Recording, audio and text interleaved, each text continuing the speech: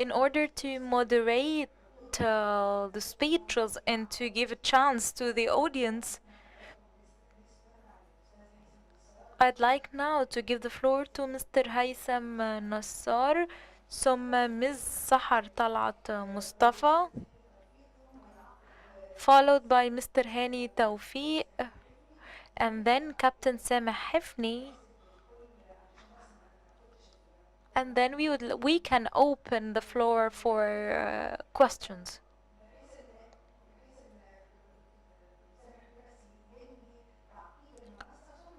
So Dr. Sameh will have the final floor, and then we will open up for questions.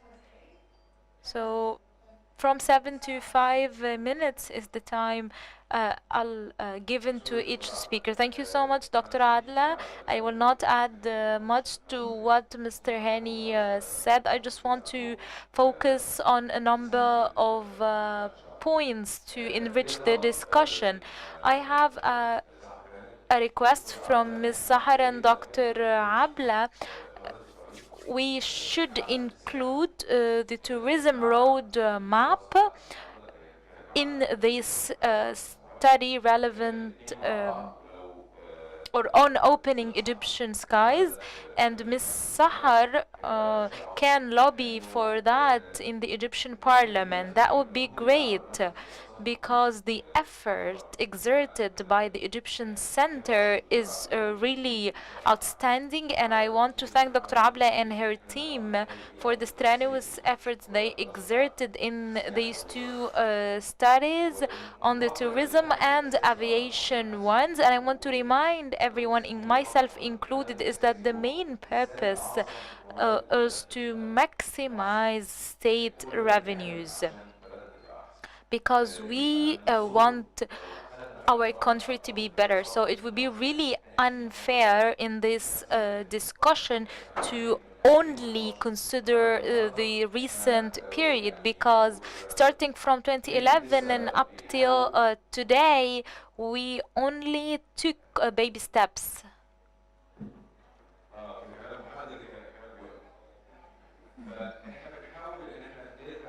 So we are trying to stand back on our feet. In 2010, and I will be biased towards the tourism sector, which is 3 times the Suez Canal income and the second source of the national income. So this sector is the cornerstone of the development.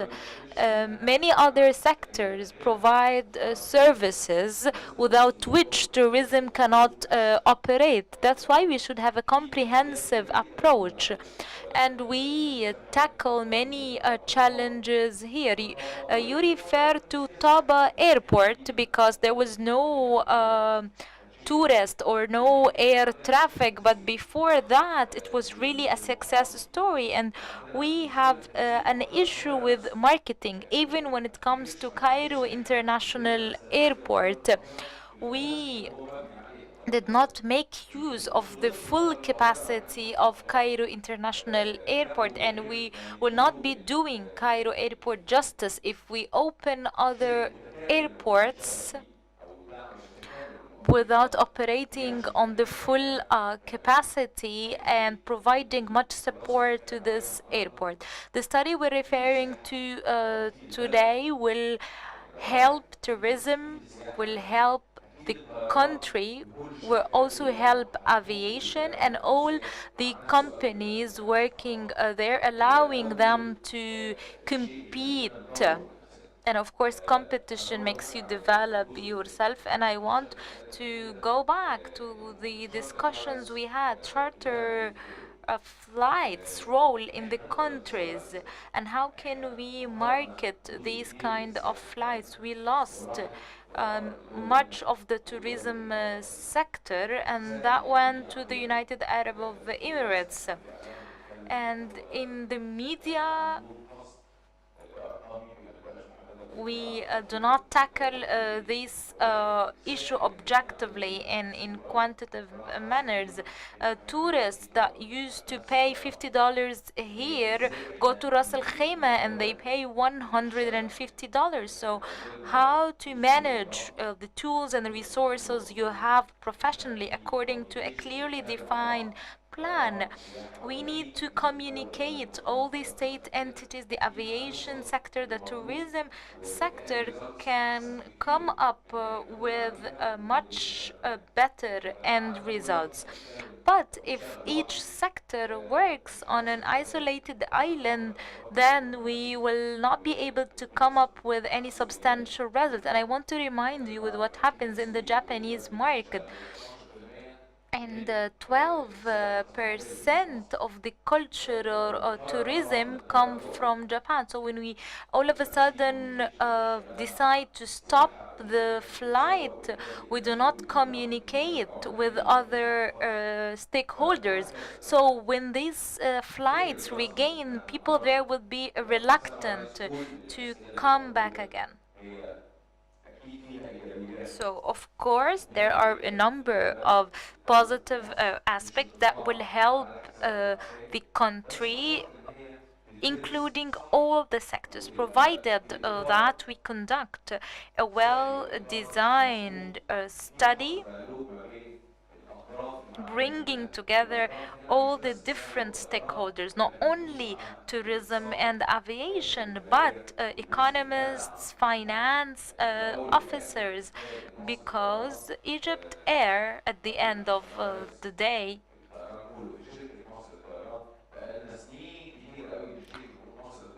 received many complaints. But have we ever asked what does Egypt Air need to be like the Emirati airlines or other international airlines? So we have the springboard for a good launch if we work together well and if we coordinate everything in order to benefit the whole country and in order for Egypt to have a better standing, because we do deserve that. Thank you so much. And we want to remind Mr. Sameh and the attendees is that we want to go back to the four alternatives because that will help us to decide the outcomes or the future direction of the study. So I'd like to visit this study once more. I want to thank Dr. Abla for giving me this opportunity. It's the first time for 40 years, and it's the first time to bring together all the stakeholders.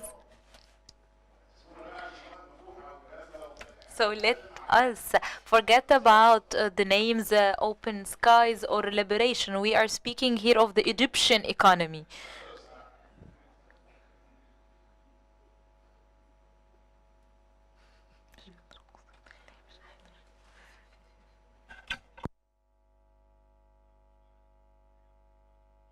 First question, what is the added value of the last stage of liberation in comparison with Egypt Air losses if we apply this? So we cannot answer this now because we did not calculate the income or the projected loss. And how dynamic is this situation? It's static. We are at the very same point. We're not moving forward nor backwards. But the other countries are really moving fast towards liberating the air transport sector. because it's all about competition freedom, or the freedom to compete. We did not refer to Egyptian citizens. Why do poor citizens have to pay 4,000 Egyptian pounds to visit Luxor? Or why should they pay 6,000 or 7,000 to visit Dubai? If there is a chance to offer better customer service for Egyptian citizens, then that's what we should be doing. We should reduce ticket prices through competition, and we need to study that. Is it imperative to Egypt to apply these open sky policies? No, we should decide on that on a case by case basis, but of course it will generate some revenues. Like, logically speaking, Egypt has a strategic location with an open air space. It's a highly populated country with 6 million at least Egyptian living abroad, coming and visiting their families. It's a country that is rich with many touristic sites. We have many airports that were established to develop Egypt.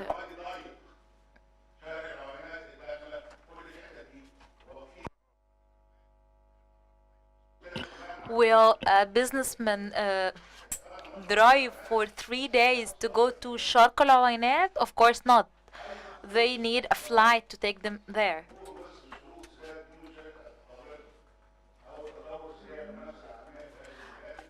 Who will pay the debts of the holding company? And this is really critical. We should be cautious on the income of the holding company in order to be able to repay the debts.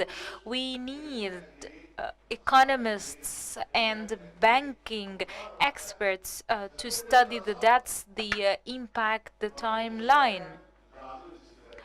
Legislatively speaking, what is needed? All the legislations have been changed except with one thing: the separation of the Civil Aviation Authority from the Ministry of Civil Aviation. ICAO in Chicago Convention in 1944 stipulated that civil aviation authority should be autonomous from the state budget. So Civil Aviation Authority should enjoy some kind of independence. The structure itself should differ. And that's what we started with when we started the Regulatory Authority for Civil Aviation. So Civil Aviation Authority should have its own independent budget, because someone here referred to the red tape. So if I have a good budget, I'll be able to employ well-qualified people. But the staff working in some government offices getting certain salaries according to their qualifications. So how can I send this person to audit airlines with budgets amounting to billions without giving him decent travel allowances? So this authority should be independent and should be a subsidiary. What should we do? There was another study that we refer to. Where we are now and where do we want to go? Is the word. is benefiting from liberalization, from partial liberalization. We have already done that, but we still suffer from losses. Then we should reconsider. There must be bad management in some places. I'm not talking only about aviation. Generally speaking, if you have a similar structure in another country, while that other structure is um, profitable and you are still losing. Thank you. Engineer Megid wants to add something. Engineer Megid is going to have 3 minutes, Mr. Tawfi, and then in conclusion, the representative from the parliament. Captain Sameh explained where these figures come from and what they represent. These figures are the model that has been adopted by the IATA. This model has been developed by one of the companies, and it has proven to be valid across the world. This model is valid with its parameter in order to assess its impact on liberalization. This model takes into consideration cargo and tourism, but we did not include that in the study. But this model could also include the cargo and tourism quantified. Thirdly, he was talking about the bilateral liberalization and not the multilateral. All of these figures are only a two-way model and not unilateral.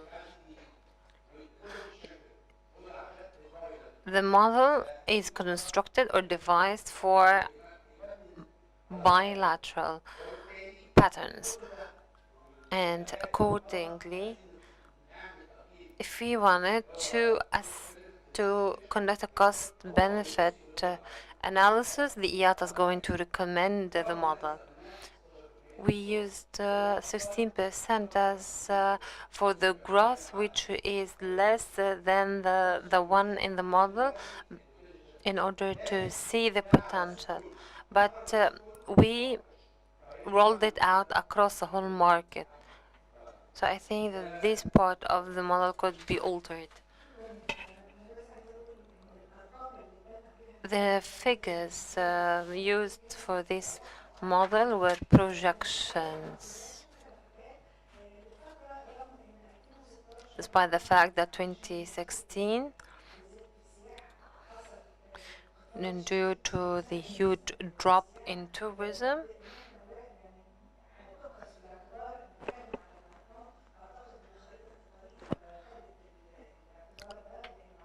this should be taken into consideration.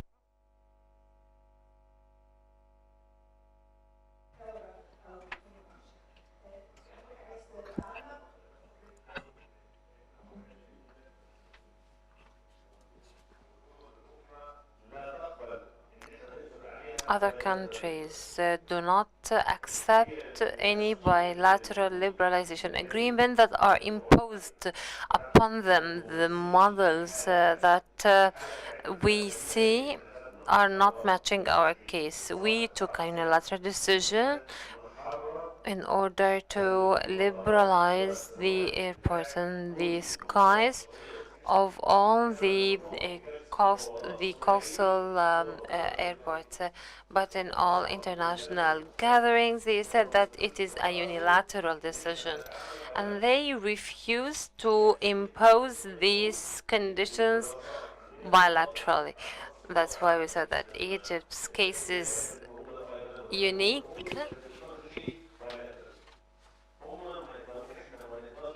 We cannot impose our model on our partners, and I use Lebanon as an example. If you have this open sky strategy, it is your responsibility and not mine. And here, this is very optimistic because the study puts forth a very optimistic hypothesis. It's based on full liberalization on bilateral basis.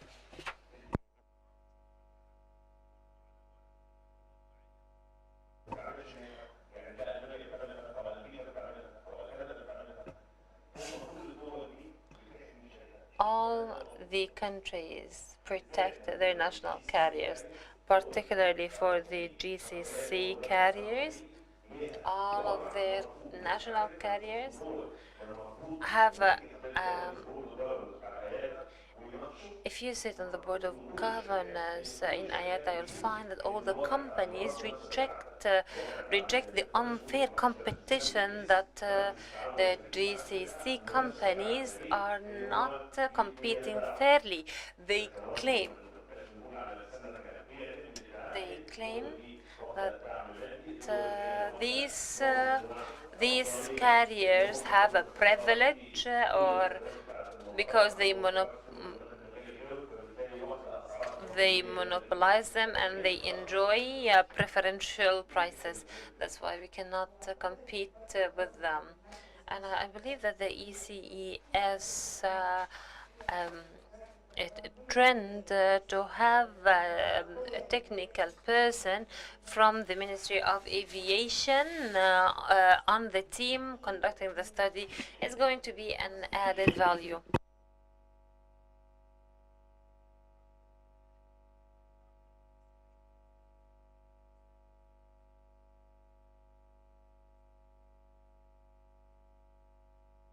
Mr. Hani Tawfi and then Ms. Sahar. I have an outsider's perspective. That's why I have some questions. Here we have a question about paying off, the debts of the holding company. About is it taken into consideration the requirements for paying off the holding company? Paying off the holding company's debts for international competition, which takes me to the question. And my personal belief is Egypt Air and the holding company and all of the issues related to the holding company should be addressed internally, and it could be traded in the exchange market. Uh, you said that the Civil Aviation Authority should be separate from the ministry. Then what will the Minister of Aviation be responsible for? Egypt Air needs to be restructured and should be treated as a profitable body and a competing body that should prove profitable for the state. I would like to say to the engineers that I like your model and I would like to see how the mechanisms have been interacting within the model. These are the points. The inevitability of Egypt Air Company in parallel with the liberalization of the airport. Otherwise, it's going to be a hindrance to all the efforts. And in conclusion,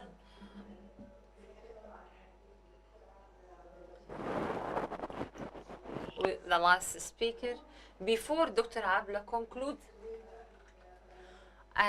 we would like to listen to the perspective of the Parliament.